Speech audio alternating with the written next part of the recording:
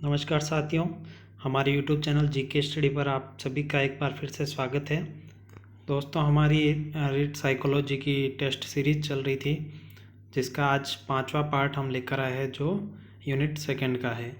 इस पार्ट में 20 अति महत्वपूर्ण प्रश्न दिए गए हैं, जो प्रत्येक प्रश्न 2 नंबर का रहेगा। आपके पूरा टेस्ट दीजिएगा आप, और जितने भी नंबर्स आपके आते हैं वो लास्ट में आप कमेंट बॉक्स में कमेंट ज़रूर कीजिएगा। दोस्तों, अभी तक आपने हमारे इस YouTube चैनल को सब्सक्राइब नहीं किया है तो ज़रूर सब्सक्राइब कर दीजिएगा और बेल आइकन को भी प्रेस कर दीजिएगा, जिससे कि किसी भी वीडियो का नोटिफिकेशन आपको तुरंत मिल सके।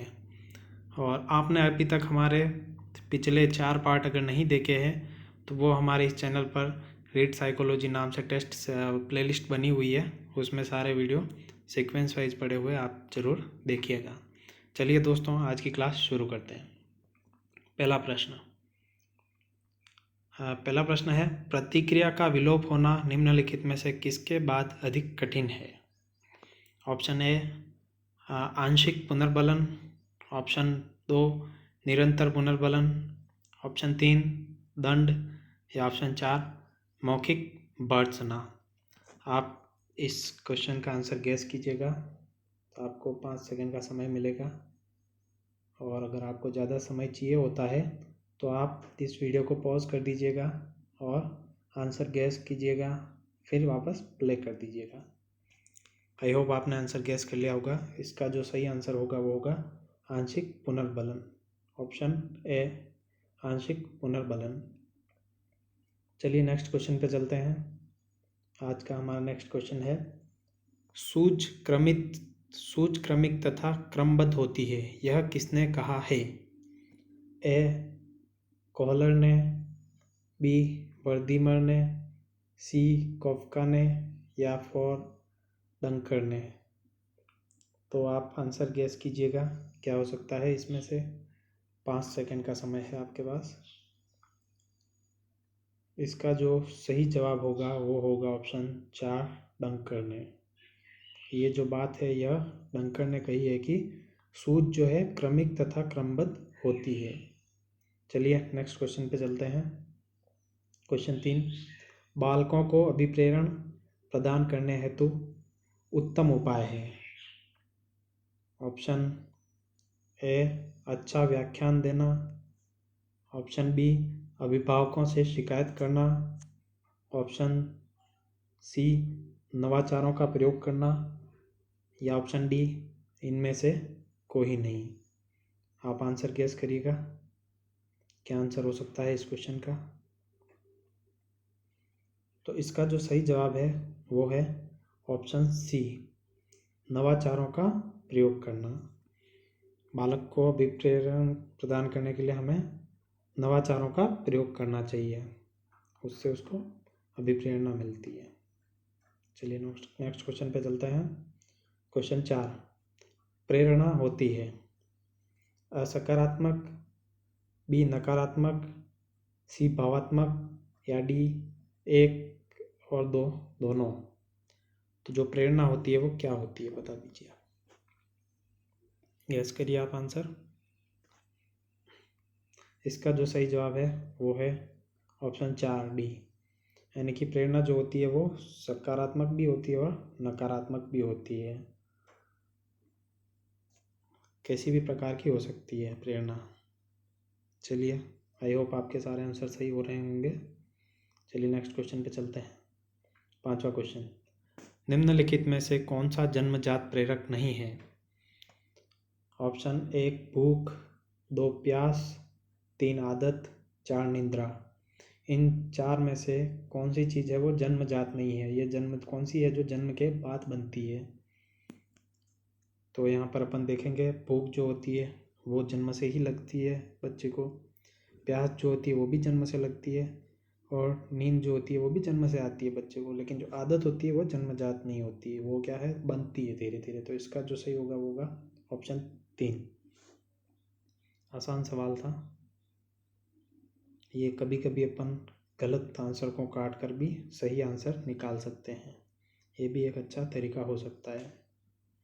चलिए नेक्स्ट क्वेश्चन, अनुबंधित अनुक्रिया सिद्धांत के अनुसार यदि CS तथा UCS के बीच का समय काफ़ी लंबा हो तो क्या होगा? 1. अनुबंधित अनुक्रिया की शक्ति कमज़ोर हो जाएगी। 2. अनुबंधित अनुक्रिया की शक्ति बढ़ जाएगी। 3. प्राणी CS की पहचान ठीक ढंग से नहीं कर पाएगा। या 4. प्राणी CS तथा UCS में स्पष्ट अंतर नहीं कर पाएगा। इसका क्या सही जवाब होगा, आप गैस करिए। वीडियो को पॉज कर दीजिए आप और आंसर गैस करिए अच्छे से, तो फिर हम बताते हैं इसका क्या होगा।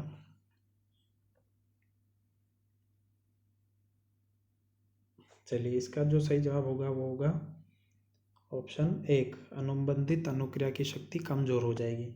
अगर CS और UCS के बीच का जो समय है वो अधिक लंबा हो जाएगा तो अनुबंधित अनुक्रिया की शक्ति जो है कमज़ोर हो जाएगी। चलिए नेक्स्ट क्वेश्चन पे चलते हैं। क्वेश्चन 7, जिस शिक्षण वक्र से यह पता चले कि शिक्षण की गति प्रारंभ में तीव्र होती है परंतु बाद के प्रयासों में मंद हो जाती है, उसे कहा जाता है। 1. समान निष्पादन वक्र। 2. वर्धमान निष्पादन वक्र। 3. वास निष्पादन वक्र। या 4. एस आकारीय निष्पादन वक्र। चलो आंसर गैस कीजिए आप। इसका जो सही जवाब होगा साथियों वो होगा ऑप्शन 3, वास निष्पादन वक्र। आई होप आपके सही हुआ होगा ये। चलिए नेक्स्ट 8वां प्रश्न आज का। अधिगम का संप्रेषण होता है जब समानता हो। किस चीज़ की समानता होने पर अधिगम का संप्रेषण होता है? ऑप्शन ए सीखने वालों में, ऑप्शन 2 लिंगों में, ऑप्शन 3 उम्र वर्ग में, या ऑप्शन 4 कार्यों में। किस चीज़ की समानता होने पर अधिगम का संप्रेषण होगा, बताइए आंसर। चलिए, इसका जो सही जवाब होगा वो होगा ऑप्शन 3, उम्र वर्ग में। उम्र वर्ग में समानता होने पर अधिगम का संप्रेषण होगा। चलिए नेक्स्ट क्वेश्चन पे चलते हैं। क्वेश्चन 9, जॉन डीवी जो है सीखने का आधार किसे मानते हैं? ए क्रियाओं को, बी आत्मा को, सी बुद्धि को, या डी ज्ञानेंद्रियों को। चलिए गैस करिए इसका आंसर। इसका जो सही जवाब है वो है ऑप्शन ए क्रियाओं को। जॉन डीवी क्रियाओं को सीखने का आधार मानते हैं। चलिए नेक्स्ट क्वेश्चन 10वां, अंतर्दृष्टि कैसे होती है? ए आकस्मिक, बी धीरे धीरे, सी अनिश्चित, या डी उपयुक्त में से कोई नहीं। चलिए गैस करिए इसका आंसर। अंतर्दृष्टि कैसे होती है? चलिए, इसका जो सही जवाब होगा वो होगा आकस्मिक। अंतर्दृष्टि जो है वो आकस्मिक होती है, ना तो धीरे धीरे होती है ना अनिश्चित होती है, वो एकदम आकस्मिक होती है। चलिए नेक्स्ट क्वेश्चन, थॉर्नडाइक मनोवैज्ञानिक थे? ब्रिटेन के, बी अमेरिका के, सी भारत के, या डी रूस के। ऐसे क्वेश्चन भी आते हैं परीक्षा में, तो आपको ध्यान रखना होगा इनका भी। थॉर्नडाइक जो थे वो कहाँ के मनोवैज्ञानिक थे? चलिए बताइए इसका आंसर। थॉर्नडाइक जो थे वो अमेरिका के मनोवैज्ञानिक थे, तो अमेरिका इसका सही जवाब है। चलिए नेक्स्ट क्वेश्चन पे चलते हैं। 12वां, कॉलर ने अपना अधिगम सिद्धांत प्रतिपादित करने के लिए प्रयोग किया। कॉलर ने जो अधिगम का सिद्धांत प्रतिपादित किया था वह प्रयोग किस पर किया? ए अल्बर्ट नामक बंदर पर, बी अल्बर्ट नामक चिंपैंजी पर, सी सुल्तान नामक बंदर पर, या डी सुल्तान नामक चिंपैंजी पर। चलिए इसका आंसर बताइए। इसका जो सही जवाब होगा वो डी सुल्तान नामक चिंपैंजी पर। कॉलर ने अपना अधिगम का सिद्धांत सुल्तान नामक चिंपैंजी पर किया था। चलिए नेक्स्ट क्वेश्चन 13वां, एस प्रकार का अनुबंधन क्या होता है? ए परंपरागत अनुबंधन, बी क्रियाशील अनुबंधन, सी थॉर्नडाइक का सिद्धांत, या 4 ये सभी। एस प्रकार का अनुबंध क्या होता है, बताइए इसका आंसर। इसका जो सही जवाब हो वो है क्रियाशील अनुबंधन। एस आकार का जो अनुबंधन होता है वो क्रियाशील अनुबंधन होता है। इसका दूसरा सही जवाब है। चलिए नेक्स्ट क्वेश्चन पे चलते हैं अपन। क्वेश्चन 14, वाटसन तथा रेनर के प्रयोग में अनुबंधित अनुक्रिया कौन सी थी? ए उजला चूहा, बी डर, सी आवाज या डी उजला रोएदार कोट। चलिए इसका आंसर गेस कीजिए।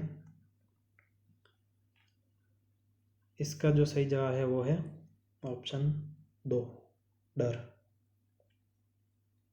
वाटसन तथा रेनर के प्रयोग में अनुबंधित अनुक्रिया जो थी वो थी डर।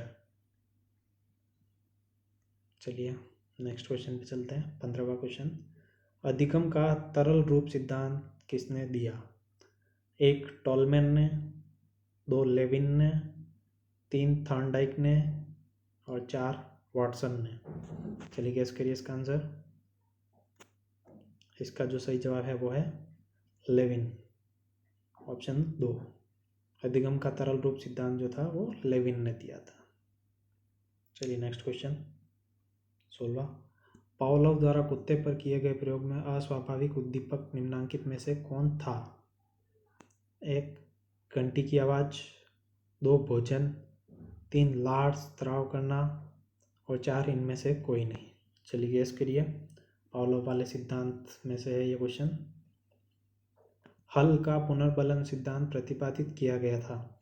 हल का जो पुनर्बलन सिद्धांत था वो कब प्रतिपादित किया गया? वर्ष 1915 में, वर्ष 1916 में, वर्ष 1917 में या वर्ष 1918 में? चलिए गेस करिए इसका आंसर। इसका जो सही जवाब होगा वो होगा साथियों ऑप्शन 1, वर्ष 1915 में। आई होप आपके सारे आंसर सही हो रहे होंगे। जितने भी आंसर आपके सही होते हैं वो आप ज़रूर कमेंट कीजिएगा, वीडियो को अपने साथियों के साथ शेयर कीजिएगा, लाइक कीजिएगा और हमारे चैनल को ज़रूर सब्सक्राइब कर दीजिएगा। चलिए नेक्स्ट क्वेश्चन पे चलते हैं। क्वेश्चन 18, स्किनर के अनुसार भाषा की अवाप्ति होती है? 1 अनुकरण द्वारा, 2 संज्ञानात्मक प्रतिनिधित्व द्वारा, 3 उद्दीपक अनुक्रिया प्रतिमान द्वारा या 4 क्लासिकी अनुबंध द्वारा। चलिए इसका आंसर गेस कीजिए।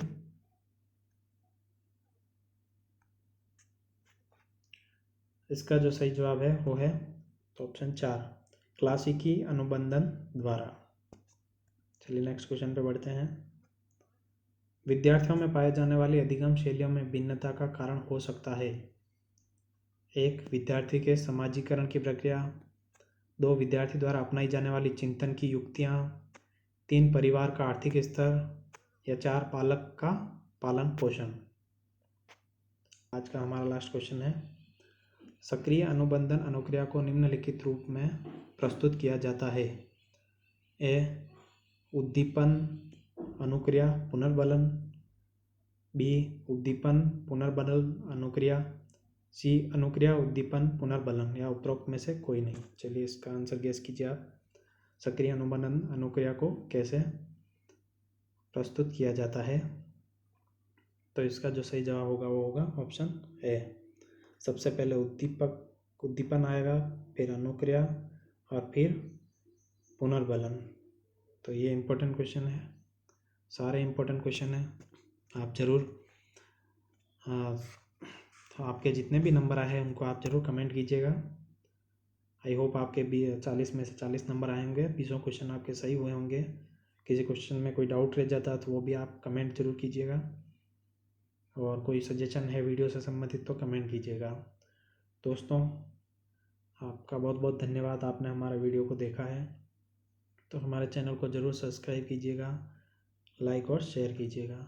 सब्सक्राइब करने के लिए एक ऐसा बटन बना होगा जिसमें लाल कलर का सब्सक्राइब लिखा होगा, उसको आप प्रेस कर दीजिएगा। पास में बेल आइकन बनी होगी, उसको भी आप प्रेस कर दीजिएगा, तो आपको सारे वीडियोस के नोटिफिकेशन तुरंत मिल जाएंगे। चलिए दोस्तों मिलते हैं नेक्स्ट पार्ट में, तब तक के लिए बाय, जय हिंद दोस्तों।